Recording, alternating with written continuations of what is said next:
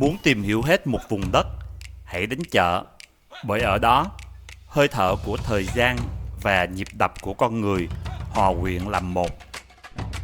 Chợ Đông Ba, một trong những biểu tượng của cố đô Huế. Hàng thế kỷ trôi qua, nơi đây không chỉ là chốn giao thương mà còn lưu giữ trọn vẹn hồn cốt xứ thần kinh.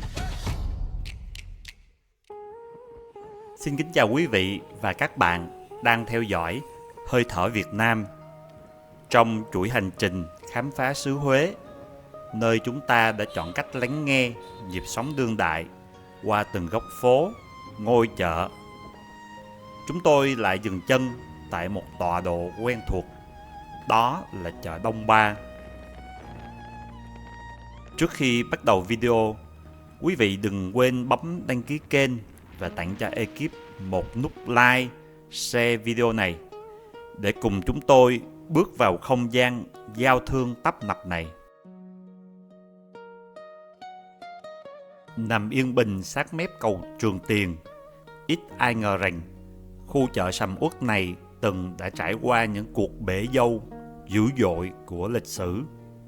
Dưới lớp áo hiện đại của những dãy nhà lồng chợ kiên cố hôm nay là cả một câu chuyện về sự tàn lụi và hồi sinh.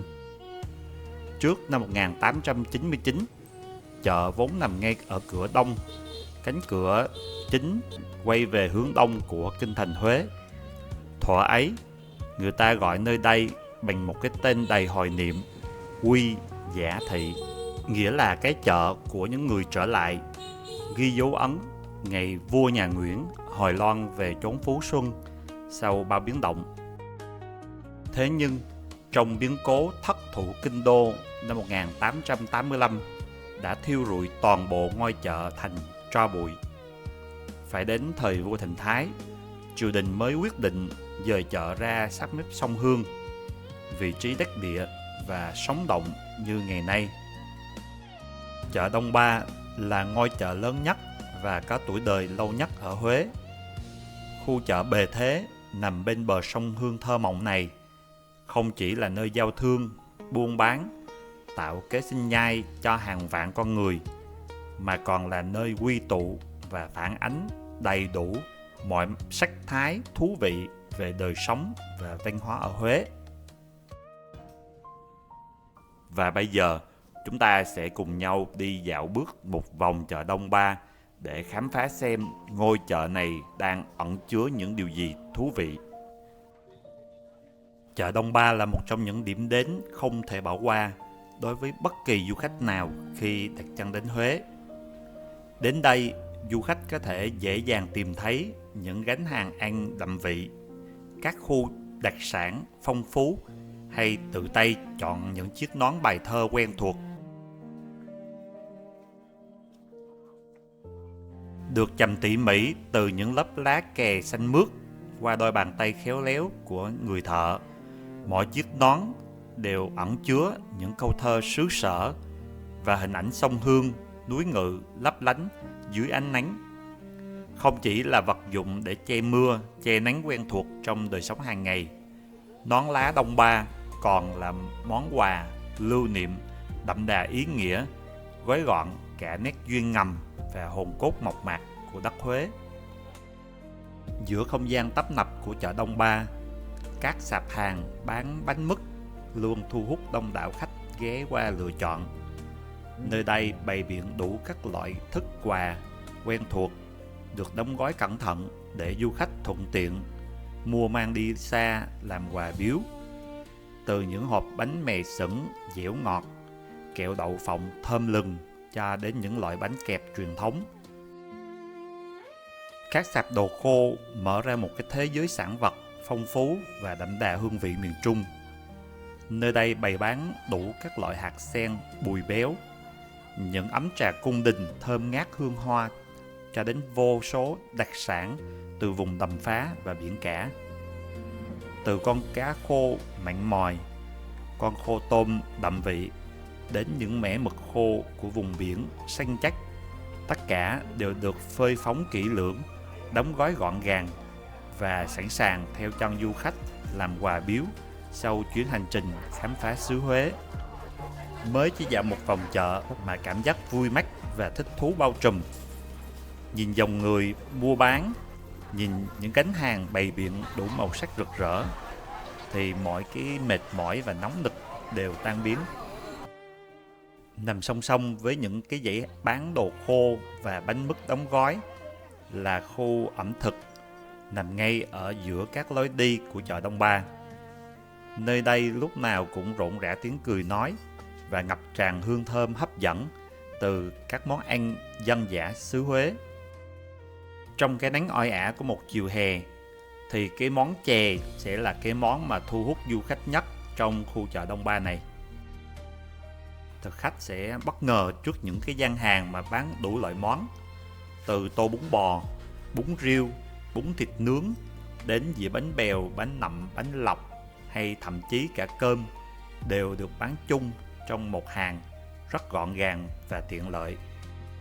Khi cái nắng bên ngoài đã dịu mát hơn, chúng tôi quyết định là mình sẽ đi ra một cái lối cổng khác của chợ nằm ở hướng đi ra phía bờ sông. Phía sau chợ Đông Ba là mặt đường Chương Dương, tấp nập với những dãy hàng tươi sống. Vào thời điểm buổi chiều hè, không gian nơi đây không còn ồn ào và nhộn nhịp như buổi sáng sớm. Nhịp sống bỗng trở nên chậm rãi và thưa thớt hơn. Khu vực này chủ yếu phục vụ nhu cầu dân sinh hoạt hàng ngày của người dân bản địa. Qua khu nhà lồng nằm sát bờ sông, nơi đây thì có những dãy hàng bán đồ mắm và những loại đồ thực phẩm dành cho bữa cơm hàng ngày của người Huế. Đi xuyên qua lối đi này thì chúng ta có thể nhìn thấy cái bờ sông Hương. Lúc này du khách đang đi tản bộ trên bờ sông trong một buổi chiều hè. Cách bờ sông không có xa thì là khu chợ, nằm im lìm, vẫn lặng lẽ ở đây qua bao nhiêu thăng trầm của thời gian. Khu vực này chủ yếu phục vụ nhu cầu dân sinh hoạt hàng ngày của người dân bản địa, với các loại thịt, cá, rau củ tươi ngon. Điều đó cho thấy chợ Đông Ba không chỉ là điểm đến thu hút du khách phương xa, mà còn gắn bó thiết thực, là một phần không thể thiếu trong đời sống thường nhật của người dân xứ Huế. Ở góc hàng bún tươi không chỉ bán bún, bán mì, mà các o còn đang vo viên những viên bột lọc trắng ngần. Dọc theo hai bên đường Chương Dương, các dãy hàng bán đồ nối tiếp nhau kéo dài không dứt. Người dân có thể thông thả chạy xe máy qua lại, hoặc dễ dàng tấp xe dừng lại ngay bên lề đường để mua nhanh vài món đồ cần thiết cho bữa cơm chiều. Lúc này cũng đã là 4 giờ chiều rồi các bạn ạ. Chợ Đông Ba hiện nay có tổng cộng 12 cổng ra vào, tạo nên sự thông thoáng và kết nối thuận tiện với các tuyến đường xung quanh. Quý vị có biết điều gì tạo nên sự đặc biệt trong thiết kế của chợ Đông Ba không? Kiến trúc trung tâm nổi bật với một tòa nhà 3 tầng vuông vức, người dân xứ Huế vẫn quen gọi là khu lầu chuông. Bao bọc lấy lầu chuông trung tâm là hệ thống 9 dãy nhà được thiết kế theo hình chữ U vững chắc, ôm trọn lấy hoạt động giao thương tấp nập bên trong. Khu lầu chuông với các ngành hàng về quần áo, chăn màn, vải sợi, đặc biệt là áo dài. Tà áo dài Huế mang vẻ đẹp dịu dàng, kín đáo và vô cùng thanh lịch. Với thiết kế tao nhã cùng chất liệu lụa mềm mại, trang phục truyền thống này tôn lên nét duyên ngầm, sâu lắng của người phụ nữ cố đô. Trở lại tầng trệt của chợ Đông Ba, không gian nơi đây trở nên nhộn nhịp với các gian hàng chuyên bán gạo và các loại ngũ cốc. Chúng ta đang nhìn thấy là hạt đậu xanh nguyên hạt, hạt đậu ngự, đậu đen, đậu đỏ, cũng như là đậu phộng. Sau khi chúng ta đi qua khu vực bán hàng ngũ cốc, thì bây giờ chúng ta đang đi qua khu bán gia vị. Sau cánh cửa này là đến khu vực bán hàng đồ hàng mã, đồ cúng. Các bạn có thể biết là trong đời sống tâm linh của người Huế thì những vật phẩm này mang một giá trị tinh thần to lớn. Cố đô Huế là nơi hội tụ của tinh hoa ẩm thực, từ cung đình đến dân gian, vô cùng phong phú và đa dạng, lôi cuốn mọi thực khách. Đông Ba không chỉ là khu chợ truyền thống, mà còn là thiên đường ẩm thực thu nhỏ, từ những cánh hàng rong mộc mạc đến những món ăn trứ danh, tất cả hội tụ giữa lòng chợ. Một hành trình vị giác đầy màu sắc đang chờ bạn khám phá. Theo chân chúng tôi tiếp tục len lỏi vào sâu giữa lòng chợ Đông Ba nhé. Khi dạo bước ở chợ Đông Ba, chúng tôi nhận thấy giữa 2 đến 3 lối đi đều có những khu ẩm thực. Các khu vực này thu hút lượng đông du khách đến để thưởng thức các món ngon của xứ Cố Đô. Chúng ta có thể thấy từ quầy nước giải khát đến hàng bún bò và rất nhiều hàng đồ ăn khác nhau, kể cả có chè, đồ ngọt. Cái này là cái hàng bún bò, bún nướng, bún thịt nướng, xiên nướng.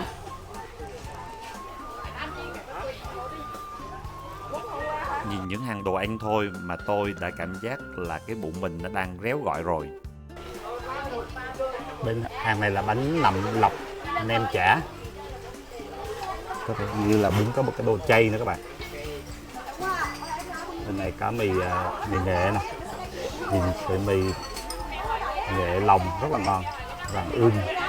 Ở cái thúng này đang bán món bún xào lòng nghệ, bát bún nổi bật với màu sắc vàng ươm bắt mắt, lòng thì giòn dai, có chút vị béo ngậy, với bún mềm thấm vị ngọt ngon từ lòng, vị the cay kích thích vị giác.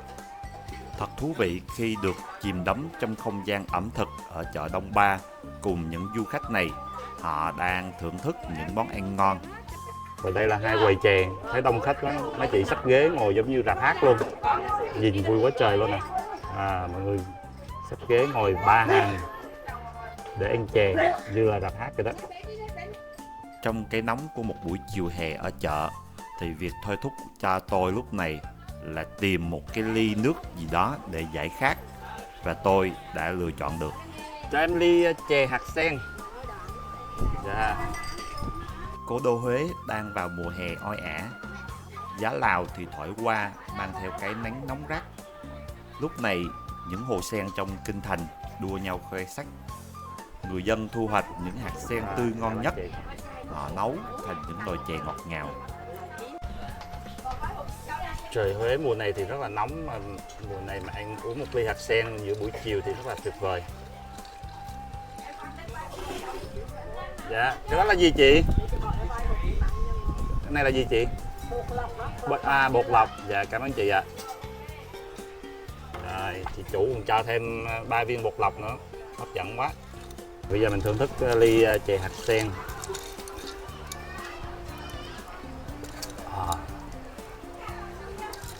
Mát quá. Hạt sen bùi lắm, ngon. Chị tặng cho 3 viên bột lọc nữa.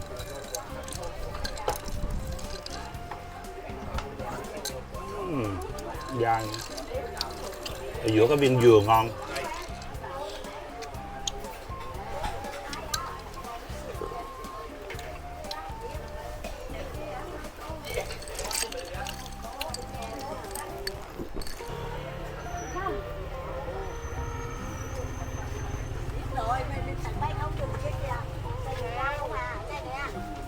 Đây là khu vực đi vô từ cổng số 8 của chợ Đông Ba. Khu vực này thì ở đầu là bán những cái đồ gia dụng như là chiếu, gối, các loại như bên hàng này có nhiều loại chiếu gỗ nè.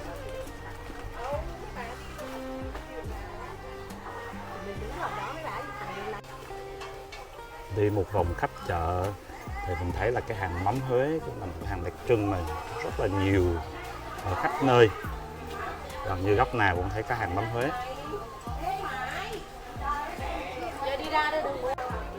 Chợ Đông Ba cũng là một trong những cái chợ mà nhiều du khách lựa chọn để dừng lại mua đồ lưu niệm cũng như là quà tặng khi đi du lịch đến với Huế. Và mọi người hay lựa chọn như các loại bánh đông lạnh, hạt sen, các loại bánh kẹo mè sửng để về làm quà. Ngoài ra là Huế còn nổi tiếng với những loại tinh dầu tràm. Cái hàng này chúng ta thấy một hàng mứt bán các loại mứt ngọt.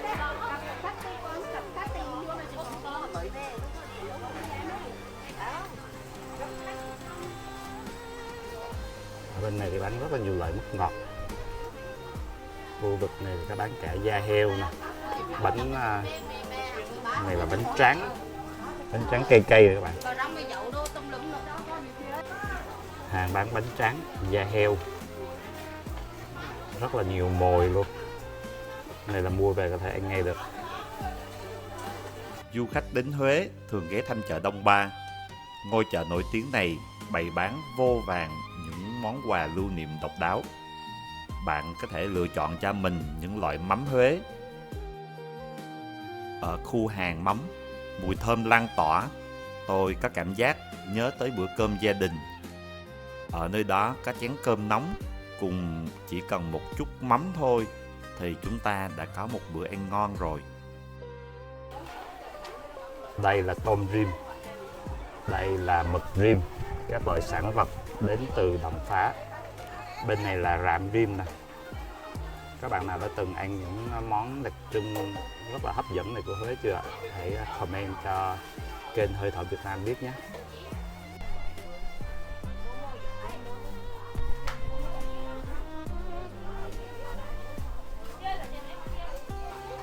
Trong các loại bánh Huế thì có thể thấy là ở hàng này có cả bánh mình tinh, bánh bột, các loại bánh bột lọc. Cô ơi, cái bánh này là bánh gì con? Bánh đậu xanh. Bánh đậu xanh hương trái cây.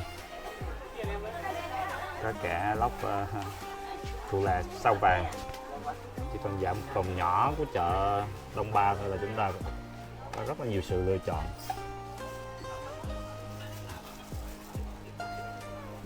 Đây là cá ngào. Buổi chiều nhiều gian hàng cũng đóng cửa, không có bán quá buổi chiều, nên khung cảnh buổi chiều ở trong chợ Đông Ba thì không có sôi động như buổi sáng. Nếu bạn thích một không gian sôi động thì có thể lựa chọn buổi sáng sớm để đi chợ Đông Ba. Trong chợ Đông Ba có khu tiệm vàng song song với những hàng thực phẩm, có tiệm thuốc.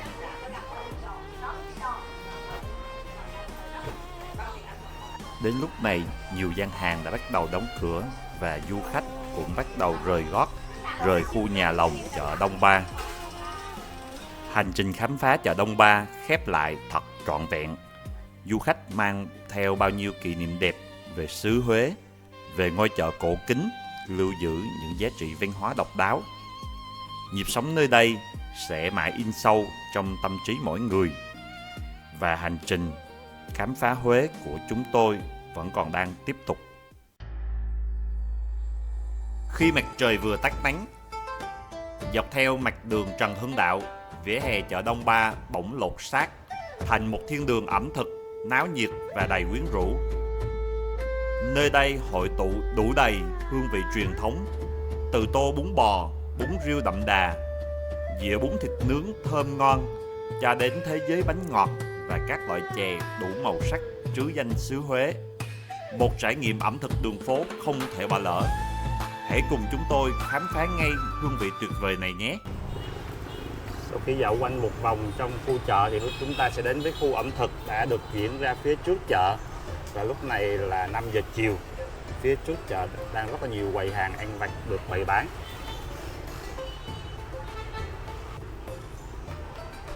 Bên cạnh còn có hàng bún riêu, bún cua đồng. Khu vực phía trước cổng chợ, ở đây khá nhiều thực khách đang ngồi ăn bún riêu.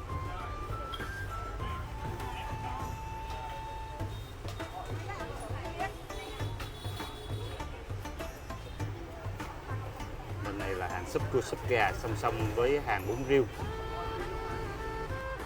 Khung cảnh buổi chiều của phía trước chợ Đông Ba quá tấp nập luôn, rất là nhiều quầy hàng, rất là nhiều sự lựa chọn cho chúng ta. Bên này có hàng bánh xèo nè, thịt nướng, nem, chả. Hàng bên cô này có bánh bèo, hàng kia là có ốc, rất là nhiều sự lựa chọn. Có bún mắm nêm đúng không chị?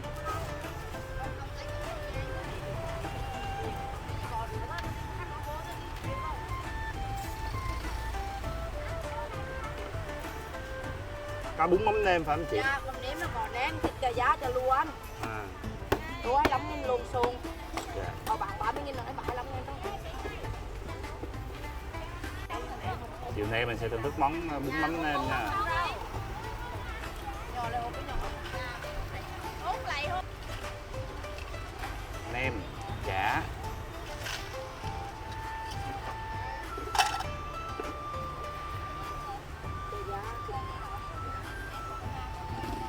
Chả này gọi là chả gì chị? Cà giá.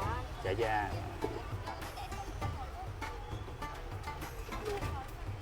Thịt luộc.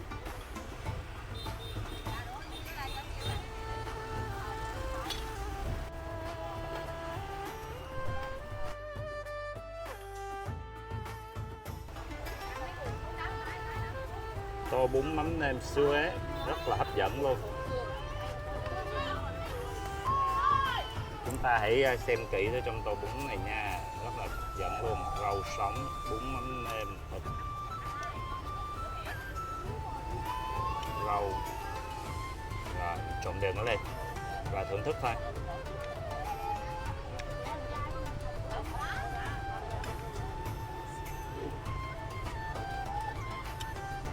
Trong tô bún mắm nêm thì có cả rau sống, có cải xanh nè, rau xà lách nè, tạo ra cái hương vị cay cay nồng nồng rất là ngon. Và buổi chiều thì mọi người từ sinh viên, học sinh đến các gia đình thì đi ra phố để ăn chiều.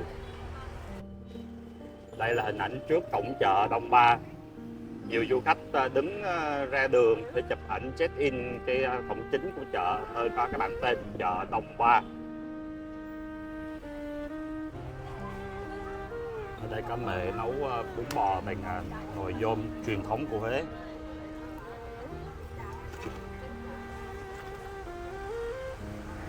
Quầy của mẹ ở đây.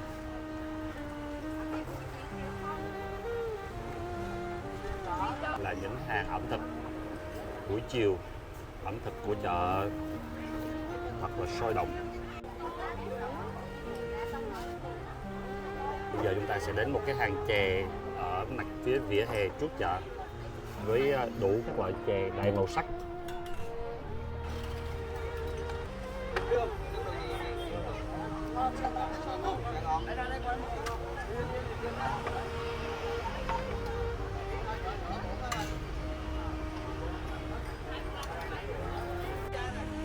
Bạn ta nhìn thấy đây là bánh chè bột lọc heo quay. Song song với chè bột lọc heo quay là chè bột lọc hạt sen.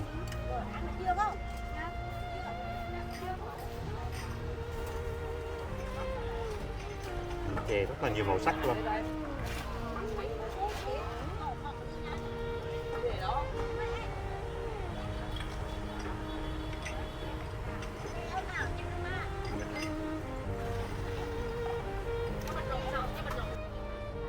Ẩm thực chiều vô cùng đa dạng. Ở đây là có cả quầy hàng bán bún riêu, bún bò Huế.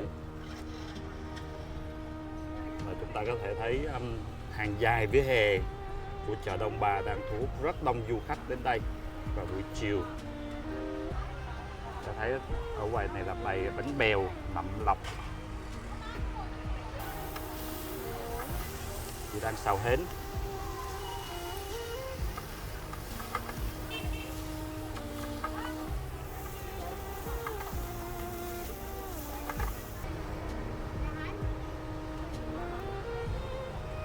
Và hành trình khám phá chợ Đông Ba đã trở nên trọn vẹn, no nê và đầy ắp. Chúng tôi xin chào và hẹn gặp lại quý vị trong những video sau. Quý vị đừng quên hãy đăng ký kênh, cho chúng tôi một like, share và comment ý kiến của quý vị về video này. Xin chào và hẹn gặp lại.